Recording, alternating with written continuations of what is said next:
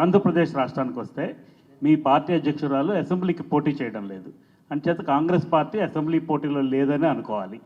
ఆ సందర్భంలో మీరు ఎన్డీఏ కూటమి చంద్రబాబు నాయకత్వంలోని ఎన్డీఏ కూటమి గెలవాలని కోరుకుంటున్నారా, లేక ఎక్కువ సీట్లు వస్తే జగన్మోహన్ రెడ్డికి ఇండి కూటమిలోకి ఆయన్ని పిలవడానికి మీరేమైనా ఇనిషియేటివ్ తీసుకుంటారా?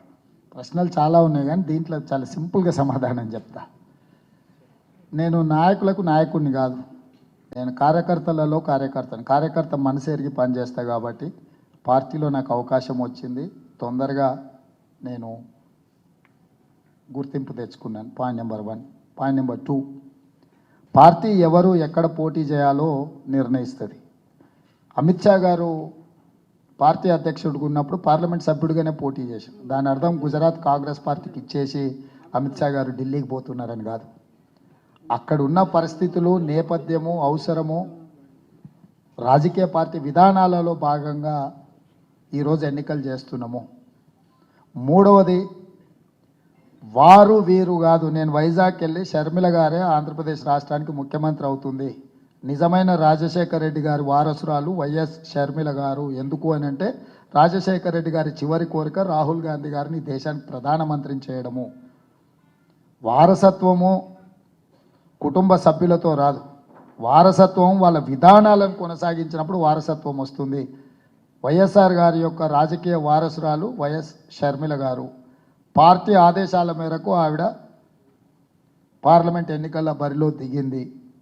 కాంగ్రెస్ పార్టీ అక్కడ మళ్ళీ పుంజుకోవాల్సిన అవసరం ఉంది. మాకు భేషజాలు లేవు, అక్కడ మేము ఏదో అద్భుతాలు చేస్తామని మేము అనుకోవడం లేదు. 175 అసెంబ్లీ నియోజకవర్గాలు, 25 పార్లమెంట్లో మేము అభ్యర్థులను నిలబెట్టడం, ప్రతి బూత్లో పార్టీ యంత్రాంగాన్ని ఏర్పాటు చేసుకోవడం, అవసరమైతే కొన్ని సీట్లు గెలవడం అనే విధానంతో ముందుకెళ్తున్నాం.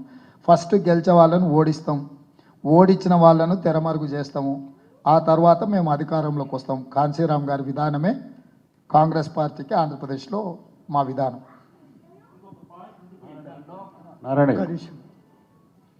ముఖ్యమంత్రి గారు, నేషనల్ పాలిటిక్స్లో చాలా పెద్ద చర్చ జరుగుతున్న విషయం మీరు లేవనెత్తినారు. యూపీఏ ఎజెండాలో కానీ మీ నేషనల్ లీడర్షిప్ ఎజెండాలో కానీ ఈ రెండు లేవు, ముందు ఉన్నాయి కానీ ప్రముఖంగా లేవు.